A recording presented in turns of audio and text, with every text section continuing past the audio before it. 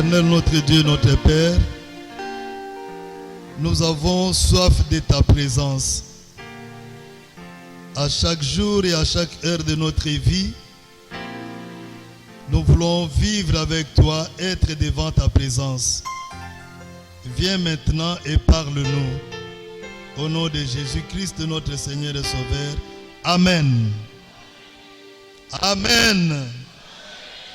Amen. Est-ce que vous êtes dans la joie? Est-ce que vous êtes dans la joie? Si nous sommes dans la joie, acclamons pour Jésus.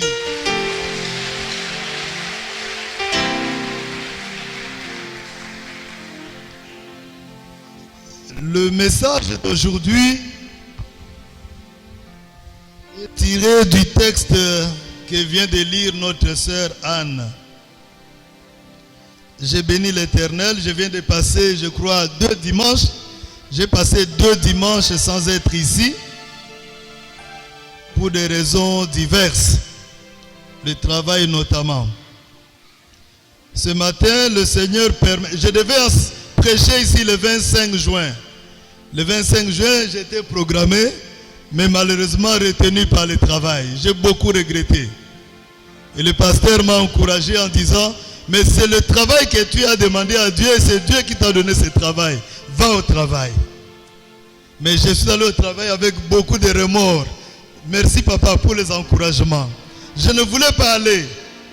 Et si je n'étais pas parti, j'allais être sanctionné. Mais le pasteur m'a dit, va au travail. Voilà, on est là. Qu'as-tu fait? Qu'as-tu fait? Au Salinini. Pose la question à ton ami. Qu'as-tu fait? Allons-y. Pasteur, qu'as-tu fait? Maman, qu'as-tu fait? Posez-lui la question. Non. Ayoki obiete. Tuna yena lingala. Au Salinini. Encore. Ma fille Jemima, demande à ta voisine. Allons-y. Alléluia. Qu'as-tu fait? Mes frères, cette question-là et une autre question semblable. Où es-tu? 2 questions. Où es-tu et qu'as-tu fait? Pour moi, ce sont des questions difficiles. Je vais vous raconter une petite histoire vraie de ma vie. Un jour, en 2007, toujours à la commission électorale, j'ai quitté le bureau, je n'avais pas demandé l'autorisation. Je suis allé vers BGFI Banque, quelque part là sur le boulevard du 30 juin, à une réunion de service, mais je devais demander l'autorisation. Au retour, j'ai traversé le boulevard du 30 juin. Il n'y avait pas encore de son de mouton, c'était 2 bandes au milieu, n'est-ce pas? Et quand j'ai traversé, mon chef passait, il m'a vu traverser, il m'a appelé au téléphone. Jean-Baptiste, tu es où? Jean-Baptiste, tu es où? Et je lui ai dit, je suis aux environs de l'arrêt 24 novembre, je rentre au service. Je lui ai dit ça comme ça. Il m'a dit, tu as dit vrai, parce que je viens de te voir traverser le boulevard. Et la question, qu'as-tu fait? Ça signifie que la personne qui vous pose la question a vu ce que tu as fait. N'est-ce pas? Qu'as-tu fait? Au Salinini, moto ya tuni yo mutuna wana amoni likambo yo sali. Et s'il n'a pas vu cela, il a eu l'information. Amen. Dieu nous demande, qu'as-tu fait? Qu'as-tu fait? Dans le passage que notre maman vient de lire, c'est l'histoire de Joseph. Nous connaissons très bien l'histoire de Joseph. Et on peut nous enseigner l'histoire de Joseph, même toute l'année, on ne finira jamais. C'est une histoire riche. Joseph a 17 ans. Parce que souvent, lorsqu'on nous parle de Joseph, on voit la femme de Potiphar, il est de... Non. À 17 ans. Qui a 17 ans ici? Qui a 17 ans? Qui parmi nous a 17 ans? Nous avons dépassé 17 ans, hein? Sauf les petits enfants que je vois là. À 17 ans, Joseph avait déjà un travail qu'il faisait.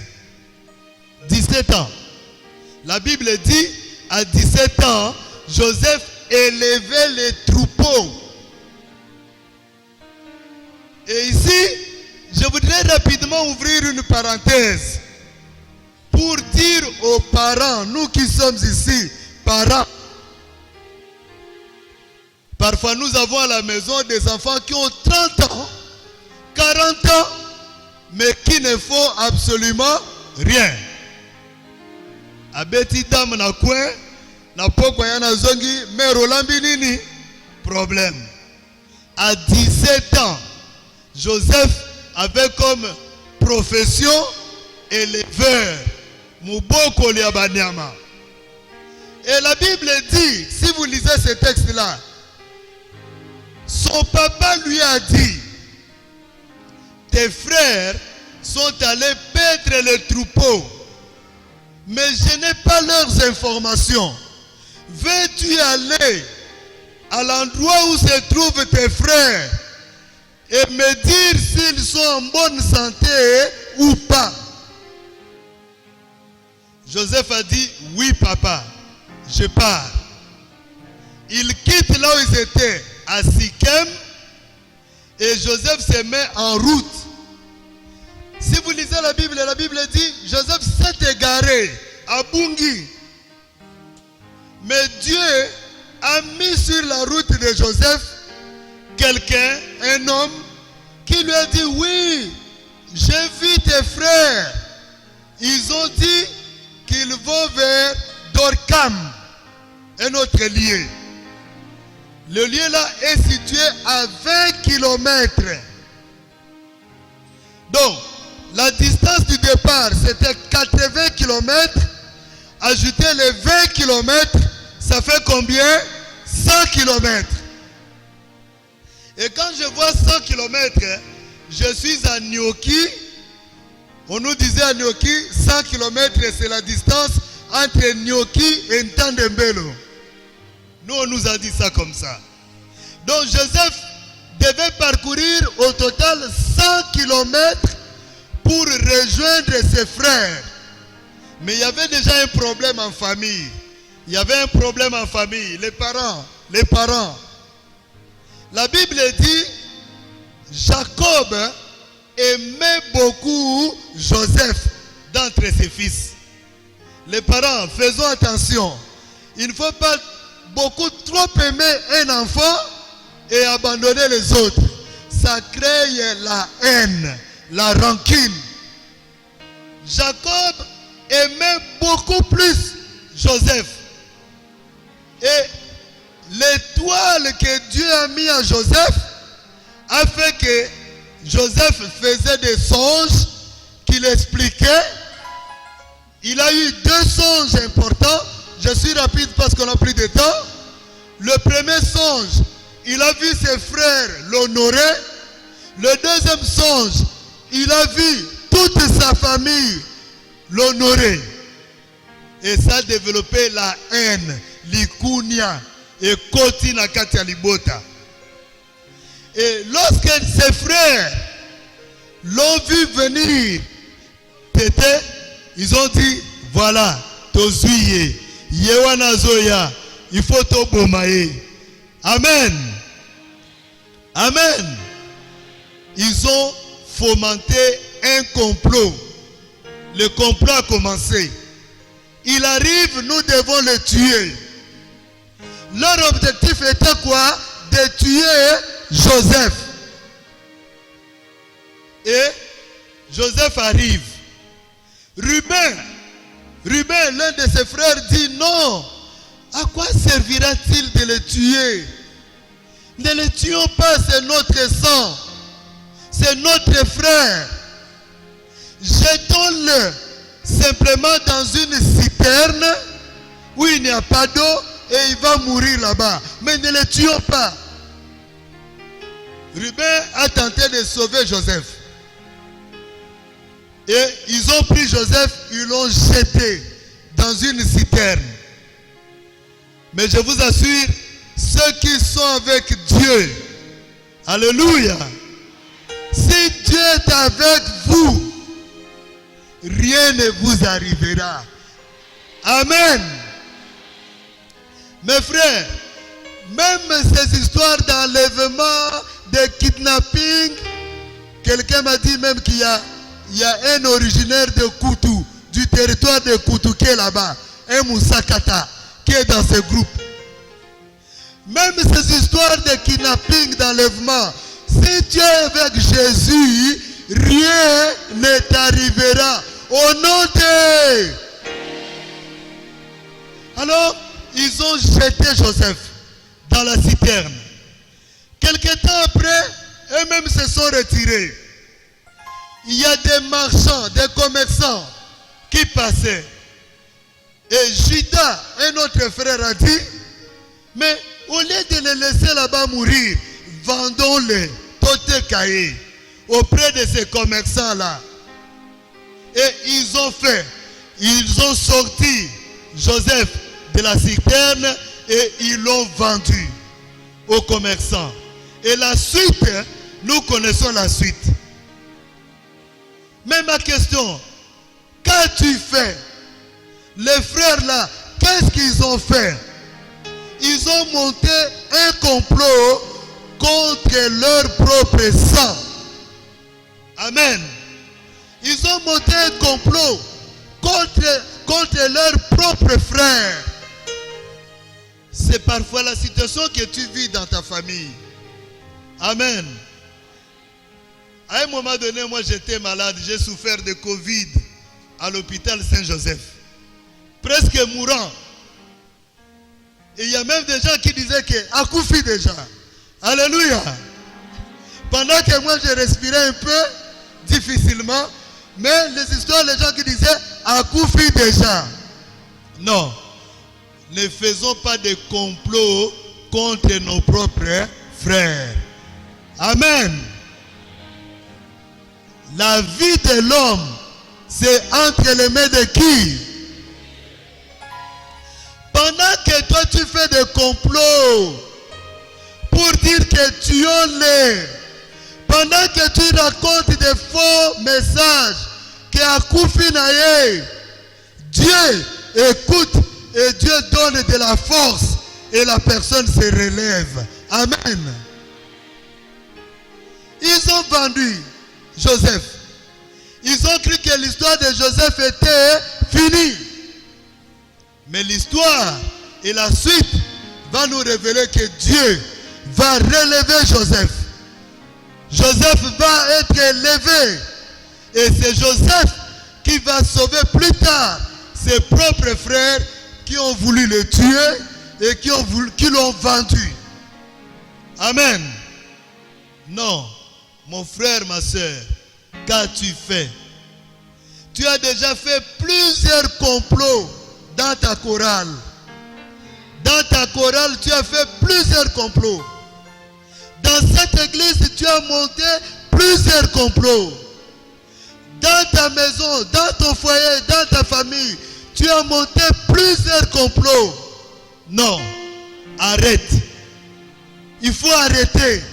Le temps de Dieu est là. Amen. Le temps de Dieu est là. Arrêtez. Aujourd'hui, mes frères, le poison partout dans toutes nos sociétés. Autrefois, lorsqu'on entendait parler de poison, on pensait aux provinces de l'Est là-bas, n'est-ce pas? Vrai ou faux?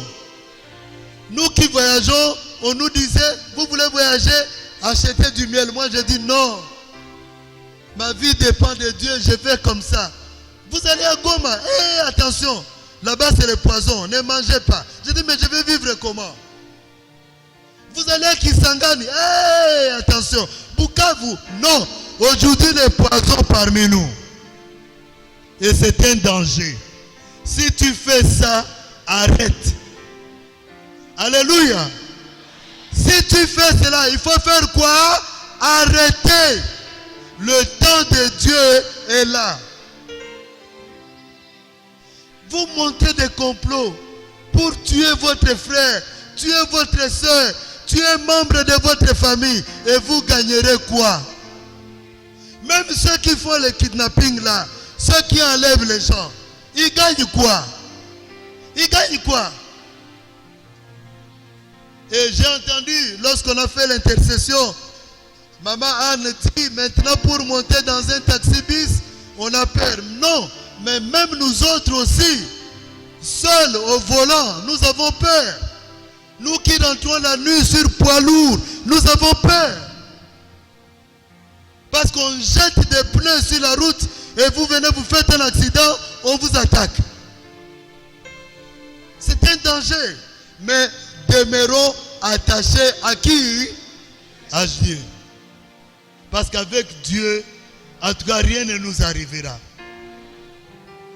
Avec Dieu, écoutez ce qu'il dit dans le psaume 91. Nous allons lire ça. Psaume 91. Psaume 91. La Bible dit ceci. Psaume 91. Verset, on peut lire 1 à 7, même 8. Mais je prends le verset 7.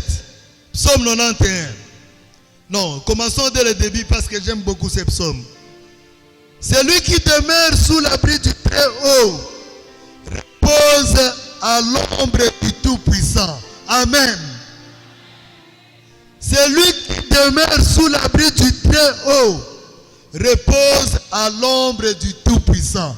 Bongo soki nzambe asimbi yo nana kobotola yo. Amen. Ça c'est ma prière chaque jour avant de dormir. Seigneur, ferme la porte de la parcelle. Parce que si Dieu ferme, personne ne peut ouvrir. Celui qui demeure à l'ombre sous l'abri du Très-Haut repose à l'ombre du Tout-Puissant. Je dis à l'Éternel, mon refuge et ma forteresse, mon Dieu en qui je me confie.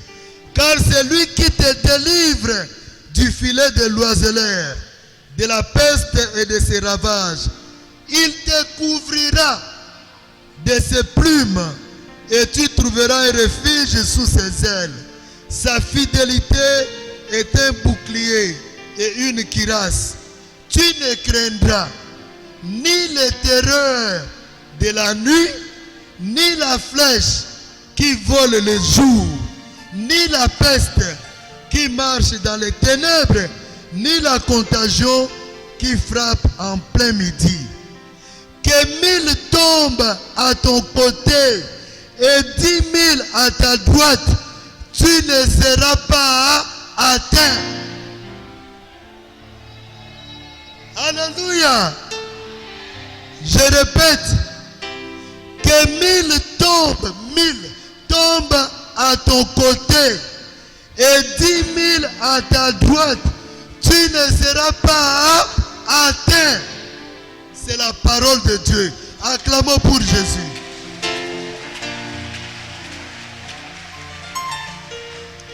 Mon frère, ma soeur, même si on monte un complot pour te tuer, la Bible dit que 1000 tombent à côté et 10 000 à droite, je ne serai pas atteint. Parce que Dieu est avec vous. Amen. Dieu est avec vous. Ne craignez pas. Dieu est avec vous. C'est Dieu qui vous soutient de sa main. Et ceux qui sont gardés par Dieu ne peuvent jamais être ravis. Il est le Tout-Puissant. Alors pourquoi tu crains? Pourquoi tu crains? Pourquoi tu crains? Pourquoi es-tu dans la crainte? Laissez-les. Ceux qui montent des complots, laissez-les. Dieu les voit. Et au dernier jour, Dieu va leur demander, qu'as-tu fait? Qu'as-tu fait de ton frère? Qu'as-tu fait de ta soeur? Tu lui as monté un complot au frère de Joseph. Qu'avez-vous fait de Joseph?